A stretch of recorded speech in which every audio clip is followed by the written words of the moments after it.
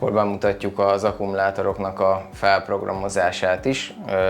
Én javaslom nektek azt, hogy az egész felprogramozást úgy kezdjétek el, hogy akár az AC oldalt nem is csatlakoztatjátok az inverterhez, vagy nem kapcsoljátok be, mert hogyha először AC oldalról bekapcsoljátok, fölprogramozzátok és utána csatlakoztatjátok az akkumulátorokat, akkor néha szokták ezek az SLG-k azt csinálni, hogy az alarm az villogni fog mind a kettőn, és egyszerűen nem fogják tudni lemecselni azt, hogy ki legyen a master és ki legyen a slave. Nem mondom, hogy ez így soha nem fordul elő, de annál metódusnál nekem nagyon ritkán, vagy még egyáltalán nem fordult elő, hogyha DC-ről csinálom az egész beüzemelést. Tehát az invertert azt nem kapcsolom még fel AC oldalról, hanem hogy először is fölkapcsolom az akkumulátorokat, a kis megszakítót is, meg az on-off gombot is, és utána az inverternek a DC kapcsolóját.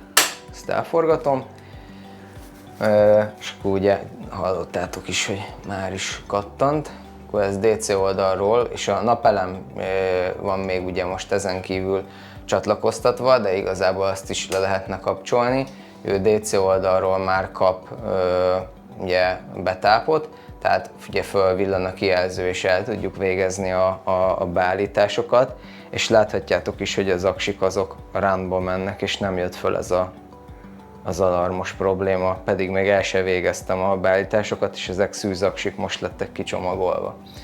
Jó, ugye itt a szokásos kis fogaskerék ikonra kattintva a Battery Settings-t megnyitva tudjuk elvégezni a beállításokat, a lithium mód a kompatibilis mód, igen, ugye ki vagyunk zárva, ezt egy korábbi videóban már mutattam, hát akkor vissza kell menni a Basic Settingsbe, és a Lockout All Changes-t azt ki kell venni a 4 darab 7-es kódnak a használatával, visszatérünk akkor a Battery Settingsbe, a lithium mód a kompatibilis mód, tehát amikor delje invertert delje akkumulátorral rakunk, akkor mindig a lithium módot fogjuk kiválasztani.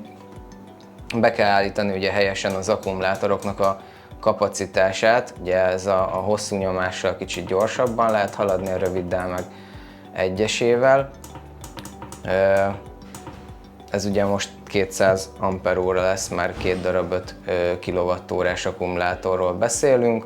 A maximum töltési és merítési áramot is be kell helyesen állítani.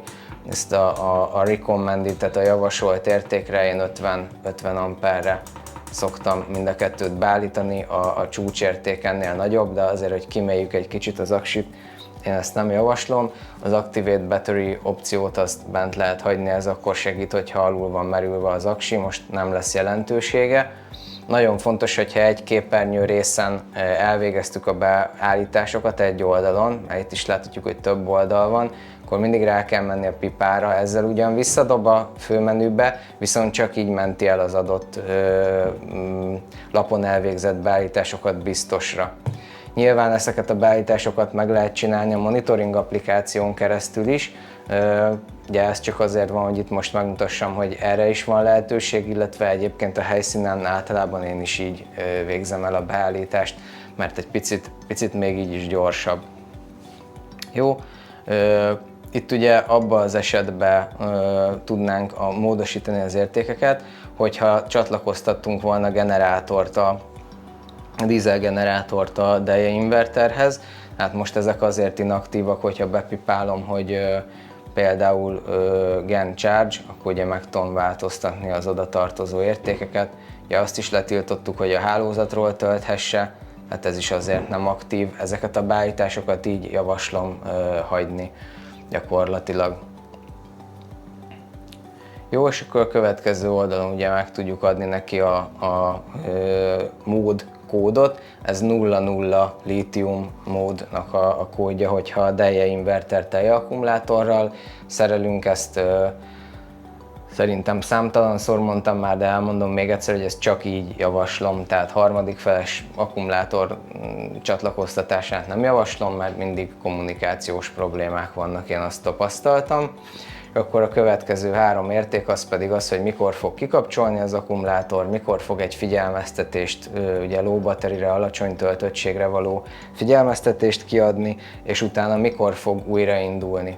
Tehát ezeknek a logikája úgy működik, hogy ha merülünk, akkor 25%-nál nem történik semmi. 20%-nál küld egy figyelmeztetést a monitoring rendszer, hogy alacsony a töltöttség, 10%-nál pedig teljesen le fog kapcsolni, hogy ugye megvédje az akkumulátort. Ez azért van, mert itt az ajánlott merítési mélység, ugye depth of discharge az 90%, tehát ezért állítottam ezt 10%-ra.